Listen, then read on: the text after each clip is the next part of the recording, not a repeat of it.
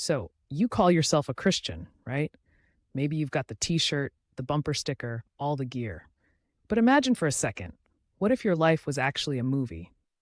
If we got the unedited, behind the scenes look at your week, would we see a faith that's truly alive and kicking? Or would it be mostly, well, just talk? Now, hold on. This isn't about trying to earn your way to heaven. Not at all. It's about something far more down to earth. Is your faith a real, living, breathing thing? Or is it just a label you slap on? Look, I get it. That's a tough question, but it's one we really need to wrestle with. Because let's be real, a faith that only shows up in what we say, or that we just go to church on Sunday or tick a box on a form, that's not really what the Bible describes, is it? The Apostle James doesn't mince words. He asks straight up, "What good is it, my brothers and sisters, if someone claims to have faith but has no deeds? Can such faith save them?" Then he says, "Faith by itself, if it does not have works, is dead, dead, like a body without a spirit." Ouch, right? Think about it like this. Imagine a doctor who claims to be amazing, diplomas all over the wall, but never actually sees a patient, never helps anyone get better. All that knowledge, that supposed skill, just talk. Pretty useless, wouldn't you say? And it's the same with faith. If it doesn't show up in how we live, how we treat others, how we handle life, then that faith is, best case, snoozing, and worst case, maybe not even there. The Bible even says that demons believe in God. They know He's real, but it doesn't change them, does it? It doesn't lead them to do good. And this isn't about saying works save you. We're saved by faith, absolutely. But real saving faith, it naturally shows itself through what we do. Those actions are like the fruit growing on a healthy tree. They're the proof that something real has happened inside. So how can we tell if our faith is genuinely alive and kicking? Well, that's where something I call the works test comes into play. Don't worry, this isn't some fancy, complicated theological gadget. It's just a straightforward, personal way to take a good look at our lives and see where our faith is actually making an appearance, or where it's MIA. And hey, this isn't about pointing fingers at others or even beating ourselves up. It's about some honest-to-goodness self-reflection, a kind of spiritual checkup.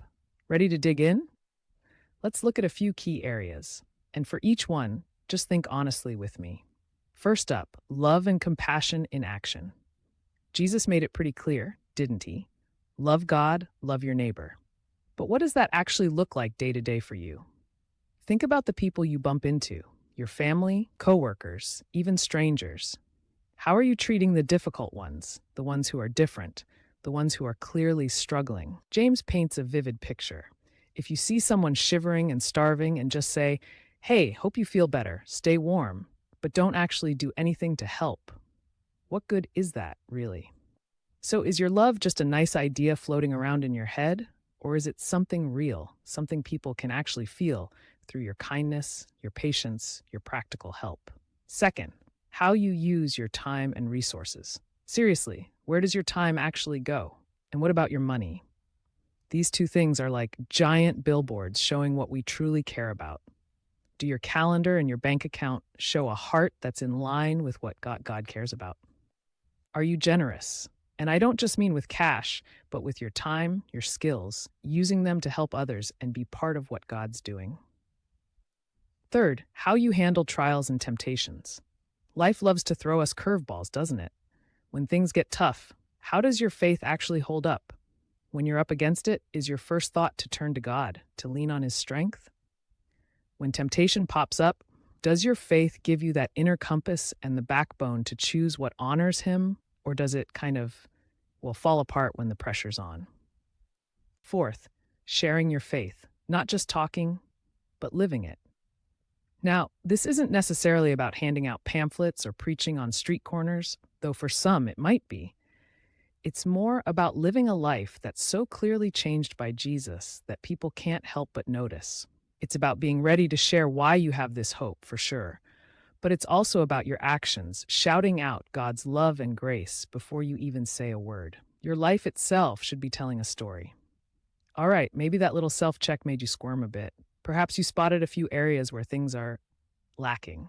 Hey, that's totally okay. This isn't about feeling condemned. It's about spotting where we can grow. So, how do we build a faith that actually does stuff? a faith that shines in this works test, not to get saved, remember, but as real proof of a changed life. It all begins with a real, personal connection with Jesus. Good actions flow from a changed heart, not the other way around. You can't fake the fruit if the root isn't healthy. If that connection feels a bit fuzzy or weak, your actions will probably show it. So, how do you deepen it? Through things like prayer and getting into the Bible, those spiritual disciplines people talk about. Prayer isn't just rattling off a shopping list of wants, it's a real conversation, a chance to sync your heart with God's. And reading the Bible? It's not just about cramming facts into your brain, it's about letting God's truth actually change how you think, which then changes how you act. Then, my friend, start small. Please don't try to flip your entire life upside down by tomorrow morning. Just pick one thing from that works test where you'd like to see a bit of improvement. Maybe it's making a real effort to show some compassion to that coworker who drives you nuts.